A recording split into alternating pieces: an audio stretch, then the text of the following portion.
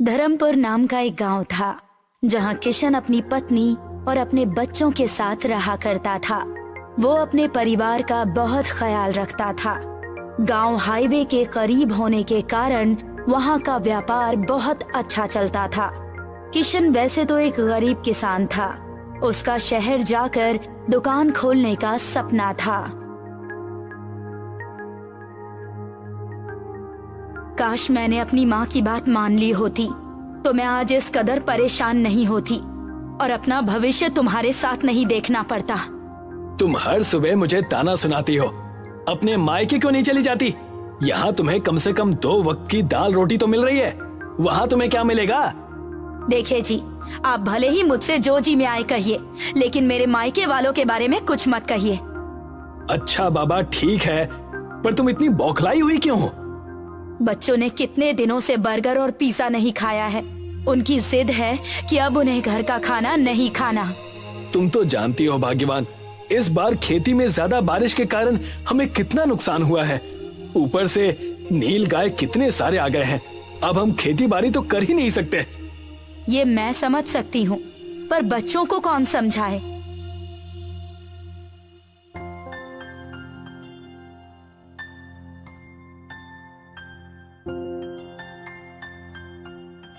किशन अपने दोनों बच्चों को स्कूल से घर लेकर आता है।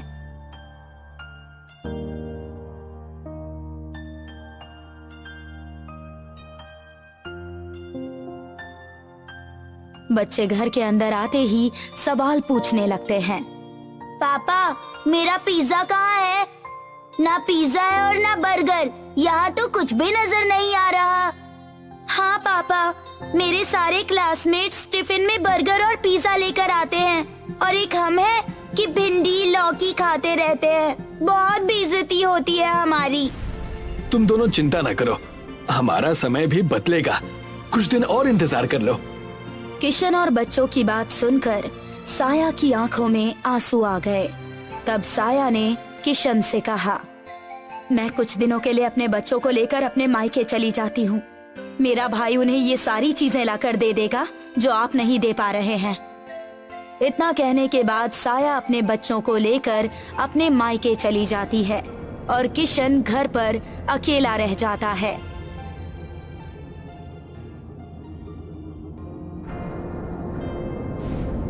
मेरी पत्नी और मेरे बच्चे मुझसे दूर हो गए। हे भगवान, अब और कैसे दिन देखूंगा मैं? मुझे ही कुछ करना होगा।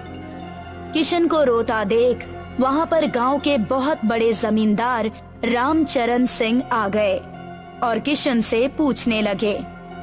किशन, क्या बात है भाई? क्यों गंगा जमुना बहा रहे हो? ऐसी कौन सी विपदा आन पड़ी? अरे जमींदार साहब आइए, अब क्या बताऊं, खेती बारिश की वजह से खराब हो गई। पत्नी बच्चों को लेकर अपने मायके चली गई। मेरे पास परिवार कहने के लिए अब कुछ बचा ही नहीं है। ना परिवार साथ है, न किस्मत। जैसा कि मैं तुम्हें देख पा रहा हूँ, बात पैसे की समझ आ रही है कि आर्थिक स्थिति तुम्हारी संकट में है। बिल्कुल सही कहा आपने। मुझे शहर जाकर कोई व्यापार करना है, पर मेरे पास 1 रुपया भी नहीं है। एक काम करो, तुम मुझसे कुछ पैसे ले लो। मैं तुम्हें पूरे 2000 रुपए देता हूँ। उन पैसों से शहर चले जाओ। जब तुम्हारे पास हो जाए तब तुम मुझे मेरे पैसे लौटा देना। और क्या? बड़ी मेहरबानी होगी साहब, इतना मेरे लिए किसी ने भी नहीं किया। मैं बिल्कुल तैयार हूँ, मैं आपके पैसे ब्याज सहित लौटा दूंगा। किशन जमींदार से पैसे ले लेता है और शहर चला जाता है और शहर में दर बदर भटकने के बाद उसे एक आटा चक्की में नौकरी मिल जाती है। किशन, तुम्हें मैं महीने के 8000 रुपए दूंगा। तुम्हें मन लगाकर आटा चक्की की दुकान में काम करना है। मुझे तुम्हारी कोई भी शिकायत नहीं सुननी। जैसा आप कहें, मैं बिल्कुल ऐसा ही करूंगा। मैं आपको शिकायत का कोई मौका नहीं दूंगा।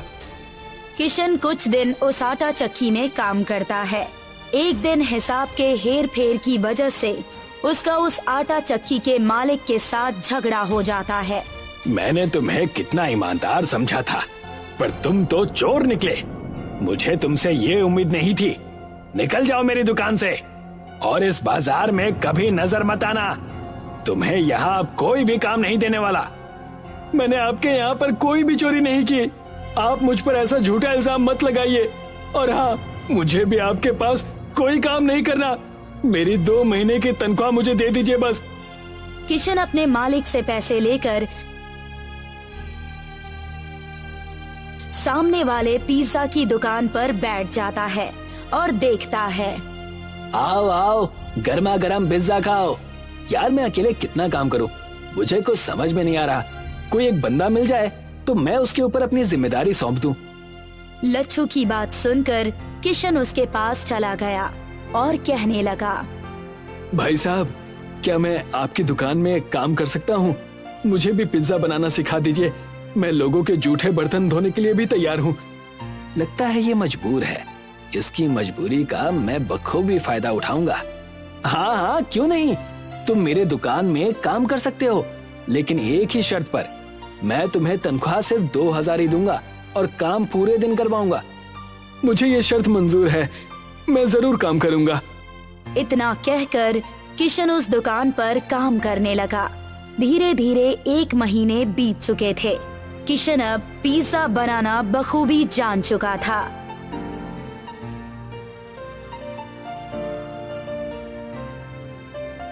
थोड़े से पैसे जमा करके किशन अपनी पत्नी और अपने बच्चों से मिलने अपने ससुराल पहुंचता है, जहां वो देखता है कि उसके बच्चे जूते सिलने और उन्हें पॉलिश करने का काम कर रहे हैं और उसकी पत्नी साया लोगों के घरों में काम कर रही है। आओ साहब, जूते पॉलिश करवा लो, सिर्फ 10 रुपए में। ज्यादा नहीं, सिर्फ 10 रुपए में। आ जाओ आ जाओ। अपने बच्चों की ये दशा देखकर किशन की आंखों में आंसू आ जाते हैं और वो उनके पास जाकर उनसे कहता है, ये सब क्या हो रहा है मेरे बच्चों? तुम्हारी ये दशा कैसे हो गई? और तारा की मम्मी कहाँ है? अपने पिता किशन को देखकर दोनों बच्चे उसके गले लग जाते हैं और उसके पास रोने लगते हैं। किशन को देखकर साया भी बड़ी खुश हुई और किशन से कहने लगी, मुझे माफ कर दीजिएगा जी, मेरी छोटी सी गलती की वजह से बहुत बड़ा बखेड़ा खड़ा हो गया। मैं यहाँ पर अपने भाई और उसकी पत्नी की बहुत ताने सुनती हूँ। बस अब बहुत हुआ, चलिए अब अपने घर चलिए। नहीं नहीं, मैं कहीं नहीं जाने वाला। मुझे तुम्हारे भाई से मिलना है। आखिर कैसे वो मेरे बच्चों से जूते पॉलिश करवा सकता है? किशन साया के बड़े भाई यानी अपने बड़े साले से जाकर मिलता है और उससे गुस्से में कहता है, तुम्हारी इतनी हिम्मत कि तुमने मेरे बच्चों से काम करवाया और मेरी पत्नी से भी। अब क्या करूं? मेरे पास इतने पैसे हैं नहीं कि मैं इन्हें हर रोज इनके मन का खाना खिला सकूं, और इतना ही है तो इन्हें लेकर यहाँ से चले जाओ। मैं अपनी पत्नी और बच्चों को लेकर यहाँ से जा रहा हूं।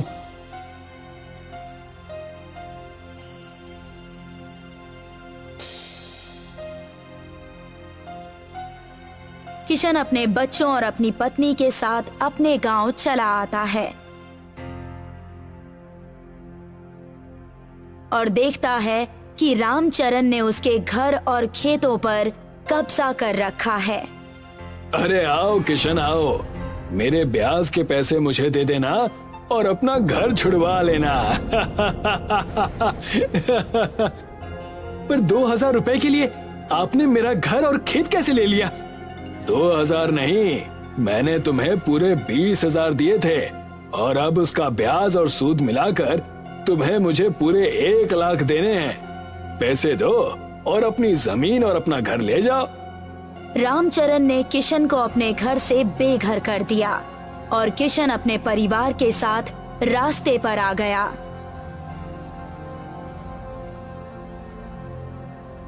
और तब किशन ने अपनी पत्नी साया से कहा, तुम चिंता ना करो भाग्यवान, मेरे पास एक तरकीब है जो हमें करनी है। मैं कुछ समझी नहीं, आप कहना क्या चाहते हैं? जब मैं शहर में था तो मैंने पिज्जा बनाने का काम सीखा था और अब मैं वही इस गांव के पास लगे हुए हाईवे के सामने खोलूंगा और पिज्जा बेचूंगा। क्या? सच? आप सच में पिज्जा की दुकान खोलेंगे? जैसा आप कहें जी, मैं तो कब से चाहती हूँ कि ऐसा कुछ हो और मैं दुकान चलाऊं। और तो और मुझ में दुकान चलाने का हुनर भी है। तब देर किस बात की, हम ऐसा ही करेंगे। किशन और साया ने हाईवे के एक जमीन पर एक छोटा सा पिज्जा का दुकान खोल लिया और उसका नाम रखा पिज्जा एक्सप्रेस हाईवे। देखते ही देखते दुकान चल पड़ी और उस दुकान पर भारी भीड़ इकट्ठा रहने लगी। देखा भाग्यवान, मैंने कहा था ना, हम जरूर काबिल होंगे। बस हमें मेहनत और लगन से सारे काम करने हैं। आपने सही कहा। अब बच्चे स्कूल में भी जाएंगे और हम उन्हें अच्छे कपड़े और अच्छा संस्कार भी देंगे। एक तरफ किशन के घर पर खुशियां आई हुई थीं, दूसरी तरफ रामचरण किशन की कामयाबी से जलने लगा था। रामचरण ने तय किया, उस किशन ने तो काया ही पलट दी और अब ये मैं देख नहीं सकता। कल मुझे मेरे पैसे देकर अपना घर और खेत दोनों मुझसे ले गया। मालिक, आप भी खामखा चिंता कर रहे हैं। हमें बस उसकी दुकान तोड़नी ही तो है, और क्या। आज ही रात को हम उसकी दुकान तोड़ देंगे। भाई साहब, आपके पास कुछ खाने को है? मैं कई दिनों से भूखी हूँ। आइए बहन जी, आप दुकान के अंदर आइए और पिज्जा खाइए। साया ने खुद अपने हाथों से एक पिज्जा उस सुंदर औरत को परोसा। वाह, ये तो बड़ा ही स्वादिष्ट पिज्जा है, पर मेरे पास देने के लिए तुम्हें पैसे नहीं हैं। मेरी पत्नी ने आपको बहन कहा है और आप अब घर की हुई। आप पैसों की चिंता ना कीजिए और पेट भर के खाइए। जैसे ही किशन ने इतना कहा, उस सुंदर औरत ने एक परी का रूप धारण कर लिया और उनसे कहने लगी, हमेशा खुश रहो किशन और साया। मैं एक मायावी परी हूँ। तुम्हारी नेकी और तुम्हारी ईमानदारी ने मेरा मन मोहित कर लिया। अब से तुम जो भी पिज्जा बनाओगे वो विशाल पिज्जा बन जाएगा और एक पिज्जा खाते ही सभी का पेट भर जाएगा। तुम्हारे दुकान को अब कोई हानि नहीं पहुंचा सकता। हमेशा खुश रहो। इतना कहकर वो परी वहां से गायब हो गई और किशन और साया उस परी के आशीर्वाद से बहुत ज्यादा खुश हो गए।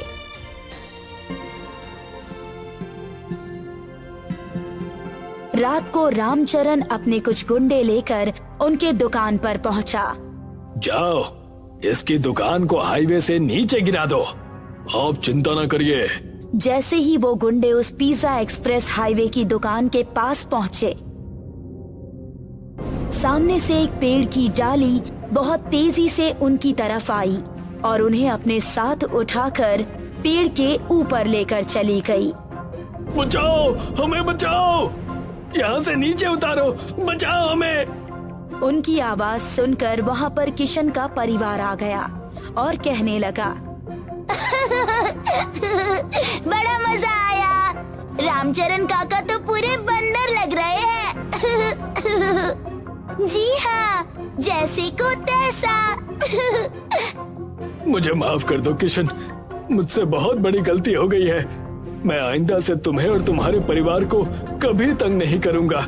साया के भाई को भी मैंने ही पैसे दिए थे ताकि तुम्हारी पत्नी और बच्चे खुश न रहें। सिर्फ तुम्हारी वजह से मेरा परिवार कितनी मुश्किल में था, तुम्हें इसका अंदाजा भी है? जाओ और अब तुम ऐसे ही तड़पो। किशन और साया वहाँ से चले गए। रामचरण को अपनी गलती का एहसास हो गया था। उस पेड़ ने उन्हें नीचे उतार दिया।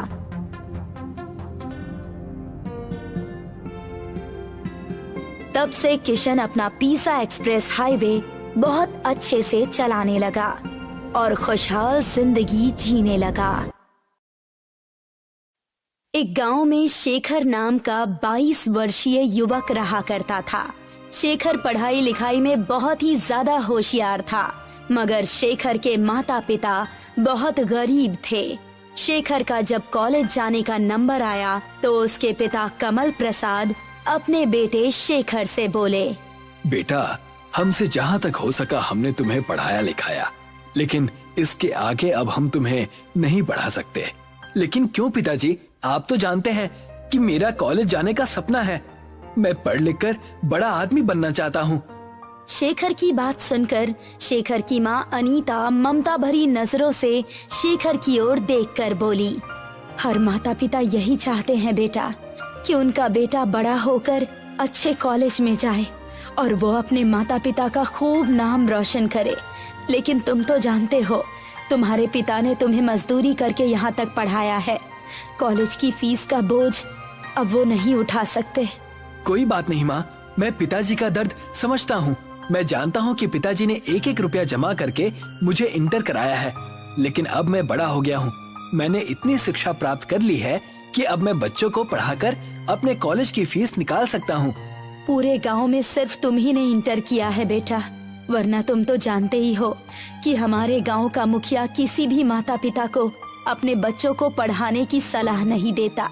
इस गांव में जिस किसी भी माता पिता ने अपने बच्चों को पढ़ाने के लिए सोचा तो मुखिया ने हमेशा उनके कान भर दिए। तुम्हारी माँ सही कह रही है बेटा। अरे लोग तो शिक्षा के फायदे बताते हैं, लेकिन हमारे गांव का मुखिया तो शिक्षा के नुकसान बताने बैठ जाता है। बोलता है कि पढ़ने लिखने के बाद लोग बेकार हो जाते हैं, वो किसी काम के नहीं रहते। मेहनत करने से फिर वो दिल चुराने लगते हैं और मजदूरी करने में उन्हें शर्म आने लगती है। बेटा, मैं चाहती हूँ कि अब तुम अपने पिता के काम में हाथ बटाओ। तुम्हारे पिता अब बूढ़े हो चुके हैं। आपको क्या लगता है माँ कि मैं नहीं चाहता कि पिताजी अब आराम से बैठें? लेकिन आप ही बताइए, आप क्या चाहती हैं? क्या मैं भी पिताजी की तरह मजदूरी करूं? नहीं माँ, मैं कुछ अलग करना चाहता हूँ।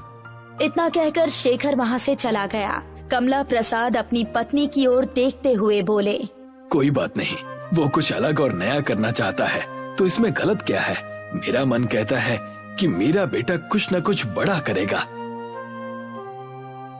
अगले दिन शेखर अपना बैग पैक करके शहर जाने की तैयारी करने लगा। कहाँ जा रहे हो शेखर?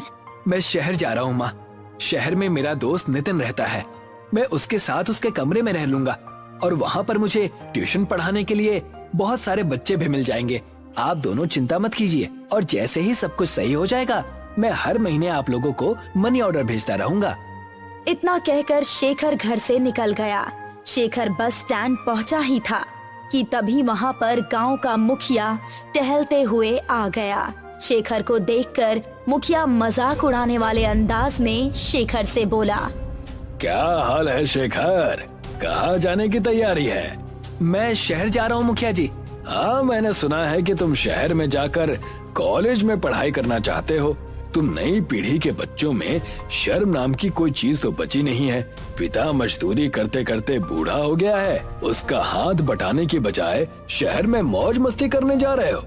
अपनी हद में रहिए मुखिया जी। आप क्या चाहते हैं कि मैं भी पिताजी की तरह जीवन भर मजदूर की तरह जीवन व्यतीत कर दूं? मैं अपनी आने वाली पीढ़ी को इन मुसीबतों का सामना नहीं करने दूंगा। इतना कहकर शेखर बस में चढ़ गया और कुछ ही घंटे में वो शहर पहुंच गया। शहर में वो अपने दोस्त नितिन के पास पहुंचा ही था कि उसे अचानक देखकर नितिन चौंक गया। क्या बात है शेखर, तुम अचानक यहाँ कैसे? शेखर ने सारी बात नितिन के सामने रख दी। मुझे ये कहते हुए अच्छा तो नहीं लग रहा है, लेकिन मैं तुम्हारी मदद नहीं कर सकता क्योंकि मेरा रूम पार्टनर 2 दिन के बाद यहाँ पर आ जाएगा। कोई बात नहीं, मैं यहाँ जमीन पर बिस्तर बिछाकर सो जाया करूँगा। वैसे भी तुम और तुम्हारा रूम पार्टनर तो कॉलेज में चले जाते हैं। मैं सुबह और शाम बच्चों को ट्यूशन पढ़ा दिया करूंगा और तुम्हारे साथ कॉलेज चला जाया करूंगा। आई एम सॉरी शेखर, ये बातें कहने में अच्छी लगती हैं, लेकिन सच ये है कि 3 लोग एक रूम में एडजस्ट नहीं कर सकते हैं। तुम्हें यहाँ से जाना होगा और वैसे भी तुम्हें अपने माता पिता को गाँव में अकेला छोड़कर यहाँ नहीं आना चाहिए था। जाओ, जाकर उनके साथ मजदूरी करो। शेखर मुंह लटकाकर वहाँ से चला गया और फुटपाथ पर बैठकर सोचने लगा। अगर गांव वापस चला गया तो सभी लोग मेरा मजाक उड़ाएंगे। समझ में नहीं आता कि अब मैं क्या करूं, कहां जाऊं। शेखर काफी देर तक गहरी सोच में गुम रहा। कुछ देर बाद एक बूढ़ा व्यक्ति शेखर के पास आकर बोला, मैं काफी देर से देख रहा हूँ कि तुम फुटपाथ पर अकेले बैठे हुए हो। कोई परेशानी है तो मुझे बताओ। शेखर ने जब उस बूढ़े को देखा तो उसे उनमें अपने पिता की झलक नजर आई। शेखर ने सारी बात उस बूढ़े व्यक्ति को बता दी कि किस तरह उसके दोस्त नितिन ने उसे अपमानित करके रूम से निकाल दिया। तुम ये क्यों सोचते हो कि तुम पढ़ लिख कर ही बड़े आदमी बन सकते हो? आजकल जमाना बहुत बदल गया है। मैं आपकी बात का मतलब नहीं समझा। ये सच है कि शिक्षा बहुत जरूरी है, लेकिन उससे भी ज्यादा सच ये है कि इस देश में जितने भी बड़े बिजनेसमैन और बड़ी बड़ी कंपनी के मालिक हुए हैं, उन सब ने बहुत कम पढ़ाई लिखाई की थी। मेरी एक पिज्जा की दुकान है, तुम चाहो तो मेरी दुकान पर काम कर सकते हो और रात में मेरी दुकान पर रुक भी सकते हो। इस तरह तुम्हें अपने गांव वापस नहीं जाना पड़ेगा। शेखर को उस बूढ़े व्यक्ति की बात बहुत ज्यादा पसंद आई। उस दिन के बाद से शेखर उस बूढ़े व्यक्ति की दुकान में डिलीवरी बॉय का काम करने लगा। वो दिन भर मेहनत करके पिज्जा की डिलीवरी करता और रात के समय बूढ़ा व्यक्ति जब दुकान बंद करके चला जाता, तब शेखर उसकी दुकान में ही बैठकर रात भर पढ़ाई करता। धीरे धीरे शेखर की समझ में आने लगा कि पढ़ाई और व्यापार दोनों अलग अलग बातें हैं। एक दिन शेखर उस बूढ़े व्यक्ति से बोला, मैं पिज्जा बनाना सीखना चाहता हूँ। क्यों नहीं बेटा, जरूर, आज से ही तुम किचन में काम करोगे। शेखर कुछ ही दिनों में बहुत बढ़िया पिज्जा बनाना सीख गया। उसके हाथ के बने हुए पिज्जा लोगों को बहुत पसंद आने लगे। शेखर अब कुछ पैसे बचाकर अपने माता पिता को भी मनी ऑर्डर कर देता था। अचानक उस बूढ़े व्यक्ति का देहांत हो गया। बूढ़े व्यक्ति के देहांत के बाद उस बूढ़े व्यक्ति का बेटा शेखर से बोला, मैं तुम्हें शुरू से पसंद नहीं करता था। पिताजी को पता नहीं तुम्हारे अंदर ऐसा क्या नजर आया था कि उन्होंने पूरी दुकान तुम्हें सौंप दी। तुम यहाँ से जा सकते हो। ऐसा मत कीजिए, अगर आप मुझे दुकान से निकाल देंगे तो मैं कहाँ जाऊँगा? अरे कहीं भी जाओ, मुझे उससे क्या। वैसे भी तुम्हें पिज्जा बनाना तो आता ही है। जाओ, जाकर कहीं और पिज्जा बनाओ। आइंदा मेरी दुकान के इर्द गिर्द भटक भी मत जाना। चलो निकलो यहाँ से। शेखर चुपचाप अपना सामान लेकर उसकी दुकान से बाहर निकल गया।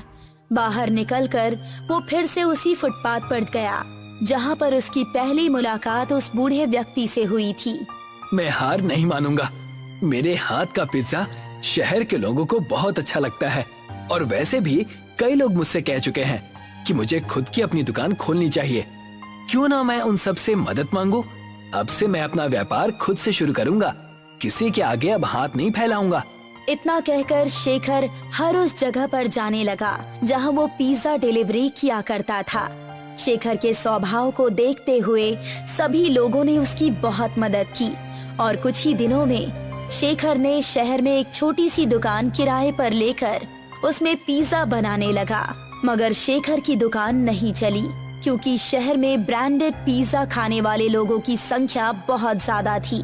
शेखर इसी परेशानी में रात के समय एक बहुत पुरानी बेकरी के पास बैठा हुआ था कि तभी एक व्यक्ति की आवाज उसके कानों में टकराई। कौन हो तुम? मेरा नाम शेखर है। आप कौन है? मेरा नाम मोहनलाल है। वो बेकरी देख रहे हो? मैं तो काफी समय से देख रहा हूँ। ये बेकरी तो बंद पड़ी हुई है। मेरी बेकरी रात में ही स्टार्ट होती है। मेरी बेकरी में वड़ा पाव बहुत ही अच्छा बना करता है। वैसे तुम क्या करते हो? अब मैं आपको क्या बताऊं बाबा, मैं पिज्जा बनाता हूँ। कुछ समय पहले मैंने कर्ज लेकर किराए पर दुकान ली थी, लेकिन पता नहीं क्यों मेरा पिज्जा लोग खरीद ही नहीं रहे। क्योंकि तुम्हें कुछ नया आइटम बनाना चाहिए बेटा। तुम वड़ा पाव पिज्जा क्यों नहीं ट्राई करते? वड़ा पाव पिज्जा? ये कैसी बातें कर रहे हैं आप बाबा? मैं तो पहली बार इसका नाम सुन रहा हूँ। मुझे तुम्हारा स्वभाव बहुत पसंद आया बेटा। मैं तुम्हें एक राज की बात बताता हूँ। मुझे वड़ा पाव बनाने की बहुत सी विशेष विधि आती है।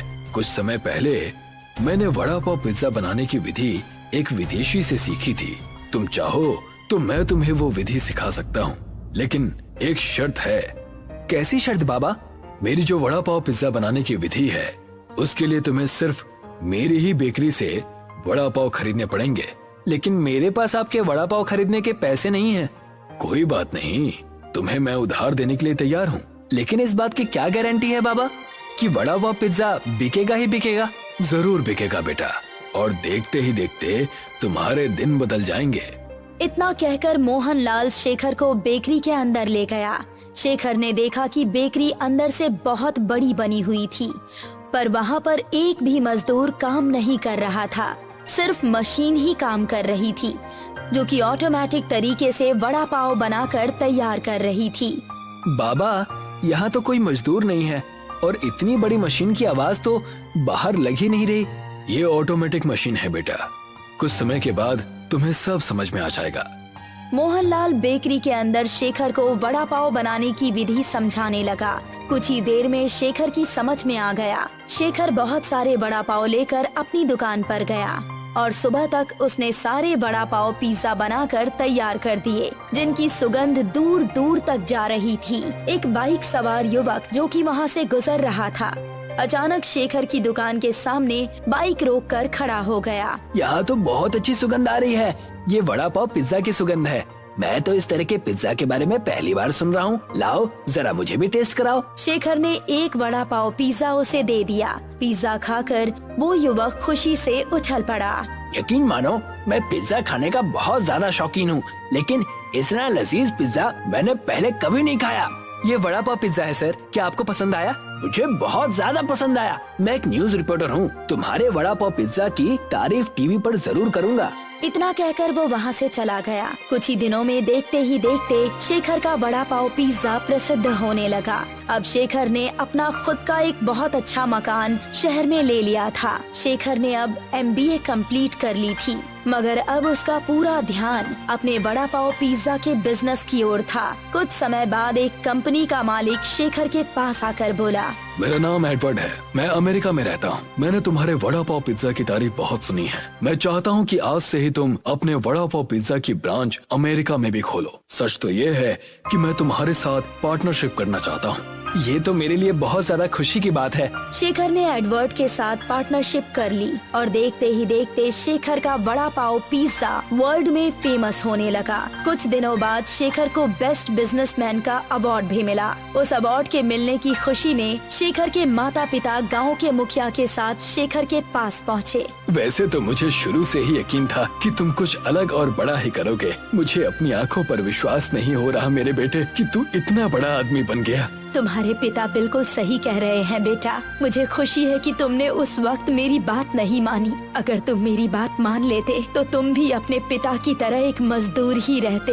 मुझे माफ कर दो शेखर, मुझे समझ में आ गया है कि अगर प्रतिभा के साथ शिक्षा भी जुड़ जाए तो फिर इनका मुकाबला कोई नहीं कर सकता। तुमने न सिर्फ हमारे गाँव का बल्कि इस देश का भी नाम बहुत रोशन किया है। मुझे तुम पर गर्व है। शेखर ने मुखिया और अपने माता पिता से बोला, मेरी इस सफलता के हकदार मेरे मित्र मोहनलाल जी हैं। अगर वो अपनी बेकरी से वड़ा पाव मुझे नहीं देते तो शायद मैं कभी इतना बड़ा आदमी नहीं बनता। आज भी उन्हीं की बेकरी के बने हुए वड़ा पाव मेरी कंपनी में आते हैं। तो फिर तो तुम्हें उन्हें धन्यवाद कहना चाहिए बेटा। आपके आने से पहले मैं उन्हीं के पास जाने की तैयारी कर रहा था। तो जाओ बेटा, शुभ काम में देरी नहीं करनी चाहिए। शेखर अपनी कार से उस बेकरी के पास पहुंच गया।